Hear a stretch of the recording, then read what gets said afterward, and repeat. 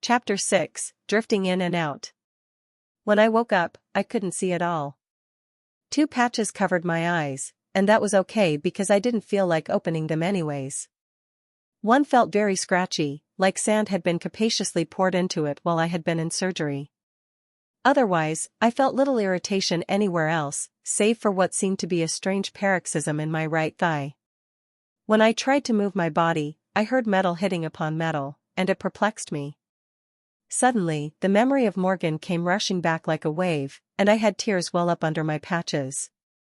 I remembered the rows of gods and goddesses, and dropping the breadcrumbs through the floor of the car. Then there was that awful, pulsating heart up ahead that just slammed into us.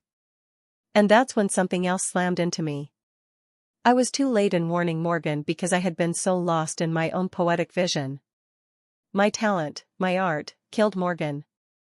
Now I was crying quickly, soaking my patches and feeling in distress. My whole body shuddered and the clanking of metal against metal increased. Then, a nurse was upon me, her hand on my stomach and said, "Try not to cry," in a pleasant but determined voice. "You had surgery to your right eye and you will compromise the stitches. I just increased your medication so you can sleep, okay?" She brushed my head, but just a few strands of hair. I wondered why she didn't stroke my scalp. Was there something wrong up there too? I was getting sleepy, but managed to ask, "I hear, metal, alloy, mineral, maybe ingot?" I laughed at that last joke. Was I in a block of steel? Yes, maybe so. Gosh, I was feeling loopy, droopy, a bit dotty, nerdy, loony. Ill-advised, kooky and nerdy. Did I say that out loud? Honey, your left leg is in a brace, that's what you are hearing. Try to keep as still as you can, okay? You have been through a terrible accident. I will put a towel between the bed and the brace so that it doesn't make so much sound anymore, okay?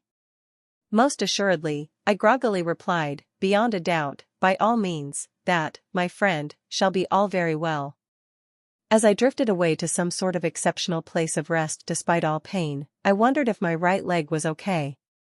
It wasn't in a brace, so maybe it was all right. That's good, choice, superior, agreeable, and absolutely sterling. I awoke in, my mind was no longer my own. It seemed as though a decision had been made for me, or maybe, about me. Something that I couldn't escape. Morgan. I was responsible. Seconds tick away, where do they go? The cartoon mind giggles hellishly at harsh reality, and that reality is a big truck, nasty and old, with lots of wear and tear on its red, chipping paint, showing dedication and perseverance for the amaranthine road of weary travelers, dedicated cargo messengers, heroes of the asphalt. But, this huge Peterbilt, cerise truck that I must now think about this morning, its cargo is quietus, and its throttle wide open as it weaves recklessly in and out of passenger cars and tiny, insignificant trucks. Why must this muse haunt me with this portion of my life, and why do I procrastinate its thoughts? The simple answer is that I am afraid. The truck driver is out of his mind, and his truck is the most dangerous on the road.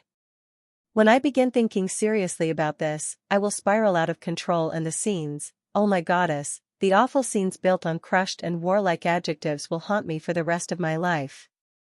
Breadcrumbs drop through the floorboard of the car. I see them, but I do not feel insane, rather, I feel blessed by apsaras, given visions that few others will receive. These breadcrumbs mark my way home, and each one turns into a firmament of glittery gold dust on the highway. It will not blow away, and will not be crushed by any tires. Only those who see, really see, the road can see these markers. And, only those who have the touch of poetry can dip their hands into its warm clinquant, and cover themselves with its inspirational deluge, then watch in awe as the glitter reforms back into its original marker on the highway, the cultivated, aesthetically pleasing highway of art's potentiality. The moon rays of soft fallen light are coming through the windows, and Morgan is driving, concerned about how she almost hit a low-flying bird just now. I turn my head upwards to look around, and see rows of gods and goddesses lining the road. Everyone is there, Sarasvati, Durga, Kali, Brahman, Shiva, Apollo, Mars, Ceres, Diana, Amphitrite, Nyx, Dike, Tethys, Amadiras, Hote, Kagutsuchi, Izanami, and Izanagi, Anubis, Bast, Geb, Hathor, Neith, and I am fascinated by this. I know them all, for I have studied mythology relentlessly as it has benefited my writing. However, none of them look like apparitions, save maybe some of the water gods and goddesses. They all look very real, and each one of them are staring at me as I go by. I look in the rear-view mirror and they have all turned their heads and are continuing to watch me. Anubis' jackaled head is serious and seeming to judge me. Anubis weighed the hearts of those who were dead, and if the heart was lighter than a feather, then the heart would live on. I remembered this from my readings, but before I could think further on it, I faced forwards again and watched the Aztec gods and goddesses go by, and the Norse, the Mayan, the Chinese, and more. Then suddenly, bearing down on us in fury was this red heart, pulsating, eating up the highway, and laying a blood trail wherever it went. Out of the corner of my eye I could see beyond its poetic form. It was a red truck that had suddenly crossed the flat, grassy median onto the wrong side of the highway, swerving in and out of our lane.